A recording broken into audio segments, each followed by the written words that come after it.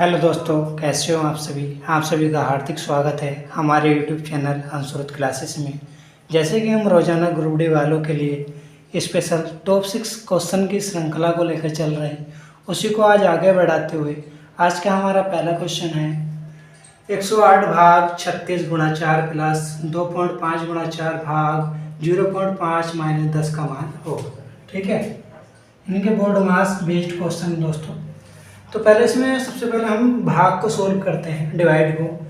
तो 36 तिया कितने होते हैं 108, यानी कि इतने की वैल्यू कितनी होगी 3 गुणा 4 प्लस 2.5 गुणा 4 बटे 0.5 माइनस 10। ठीक है, अब देखो इस पॉइंट से ये पॉइंट खत्म, 5 से कितनी बार जाएगा 5 बार, तो 5 चौक 20, 3 चौक 12, 12 प्लस 20 माइनस 10। ठीक है, अब देखो जब 20 में से 10 घटाएंगे तो 10 बचेंगे और 10 और 12 22 आंसर। ठीक है दोस्तों, जो कि ऑप्शन हमारा सी करेक्ट। अगला क्वेश्चन है अपना, यदि किसी संख्या और उसके वर्ग का योग 182 है तो वह संख्या क्या है। समझेंगे दोस्तों ये भी क्वेश्चन बड़े ध्यान से। इसमें कुछ नहीं है, उसने क्या कहा, कोई संख्या। देखो इसको ऑप्शन से करना सबसे बेहतर होगा। अगर 91 का वर्ग करेंगे तो ऊपर जाएगा, यानी कि 900 से ही ऊपर। हमें योग दिखाना है इतना, तो ये तो हो नहीं सकता। ठीक, अब 28 का अगर वर्ग करेंगे तब भी 182 से ऊपर जाएगा। ठीक है, 15 करेंगे तो 200 बच्चे, ये भी ऊपर जाएगा। तो ऑप्शन ये भी नहीं होगा और ये भी नहीं होगा, क्योंकि वर्ग में वही संख्या जोड़नी है ना।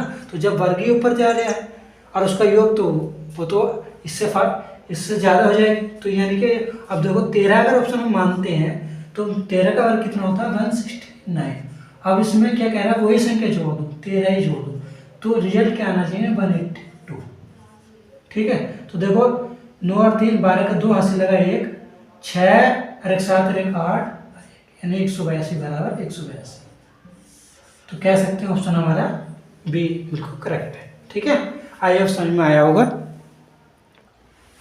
अगला क्वेश्चन है अपना क्वेश्चन नंबर 3, दो संख्याओं का लसाअ 48 है, दोनों संख्याओं का अनुपात 1:2/3 है, तो संख्याओं का योग ज्ञात कीजिए।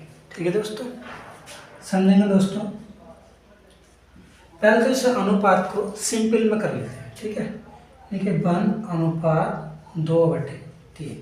जब इसका एलसीएम लेंगे तो 3 तो इधर गुणा कट जाएगा और अनुपात में नीचे वाला ये हट जाता है। ठीक है, तो क्या आ जाएगा 3:2। अब संख्या ये बन गई। ठीक है, अब उसने कहा इसका लसाअ, तो 3 और 2 का लसाअ क्या आएगा। अगर इसको थोड़ी देर के लिए मान लीजिए, इसको 3a मान लो और इसको 2a मान लो। ठीक है, तो 2 तिया 6, इनका लसाअ 6a², ये तो होगा 6a², ये होगा। ठीक है, अब तो इसकी वैल्यू दे रखी है 48 ऐसे। ठीक है, तो इसमें अनुपात में हम कोई भी वेरिएबल नहीं मानते, तो इसका क्या करेंगे, यहाँ से 6 3 दूनी 6 की वैल्यू क्या दे रखी है, ये हमारा लैस हो गया। लसाअ की वैल्यू क्या दे रखी है 48। ठीक है, यानी कि 6 8 48 8 आ गया।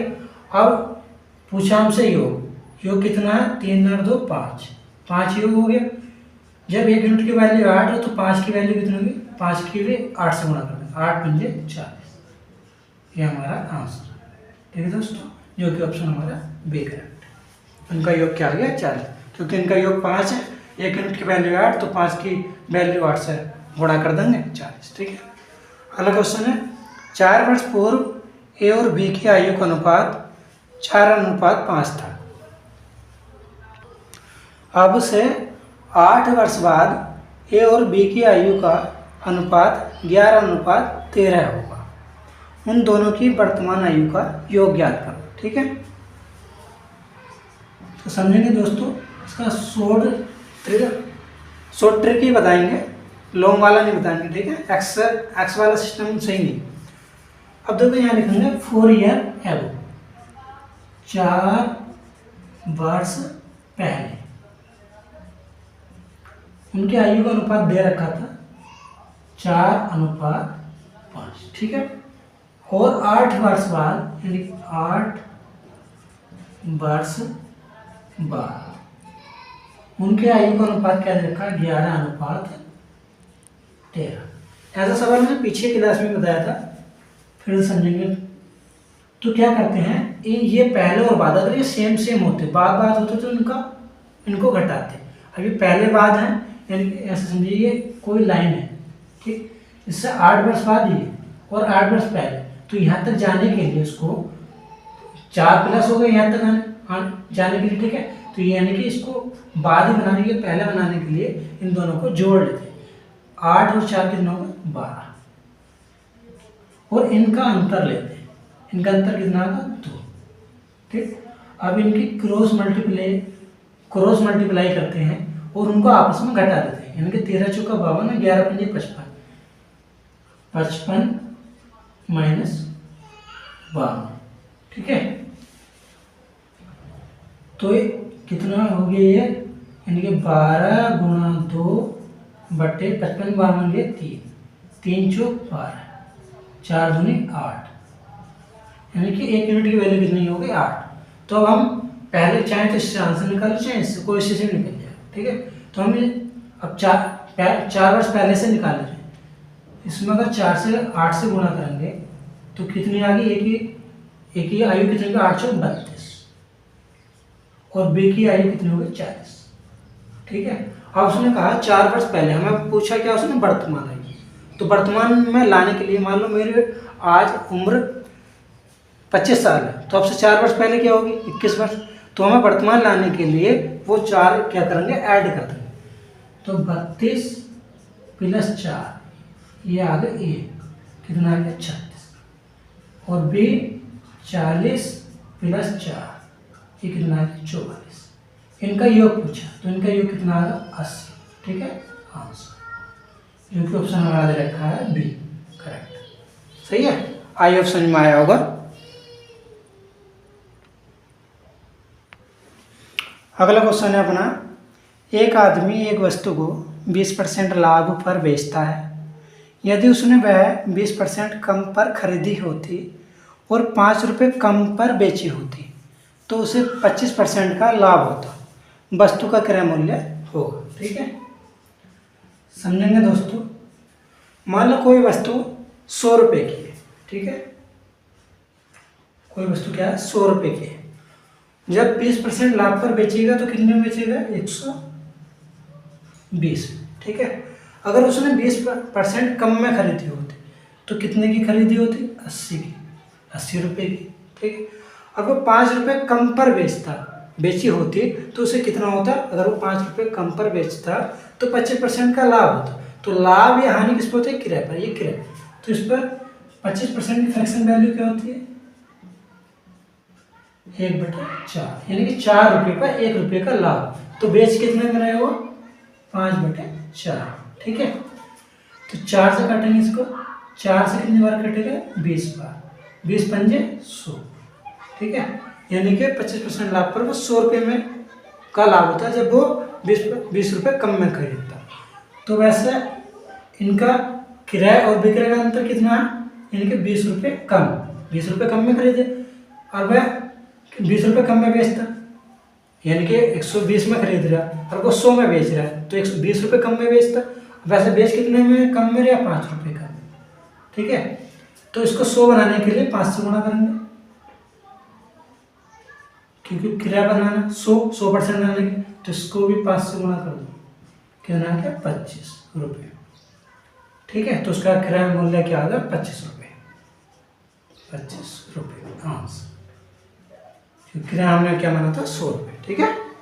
आई ऑप्शन में आया होगा जो कि ऑप्शन हमारा ए करेक्ट है।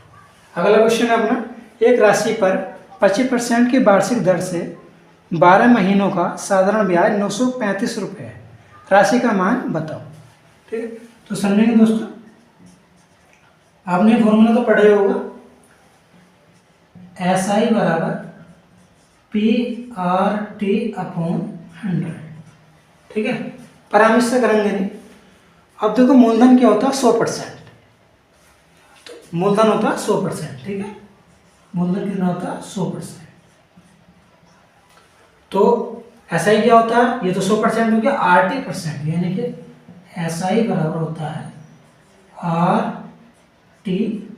RT%, ठीक, एस आई परसेंट बराबर, एस आई बराबर इतना। अब देखो 12 महीने का मतलब क्या, 1 वर्ष, तो आर कितना हमारा 25% गुणा 1, 25%, इसकी वैल्यू ये कितना हो गया एस आई, ठीक है, क्योंकि एस आई बराबर 80%, एस आई दे कितना रखा, साधारण ब्याज रखा 935 रुपये, 35, यानी कि 25% की वैल्यू कितनी है 935, हमें बनानी है 100%, क्योंकि हमें राशि बतानी है, राशि क्या होती है 100%, तो 100% बनाने के लिए ये 100% की वैल्यू हमें निकालनी है, ठीक है, तो 100% बनाने के लिए यहाँ 4 से गुणा कर दें, तो 100%, तो यहाँ भी 4 से गुणा, 4 पंजे 20 का 0 हासिल लगे 2, 4 के 12 तो 14 का 4 हासिल लगा 1, और 9 चौक 36 और 1 37, 3740 उसकी राशि है, ठीक है, आंसर ये उसने हमसे पूछा था, यानी कि राशि कितनी होगी 3740, जो कि ऑप्शन हमारा ए करेक्ट है। आई होप समझ में आया होगा। थैंक यू सो मच दोस्तों।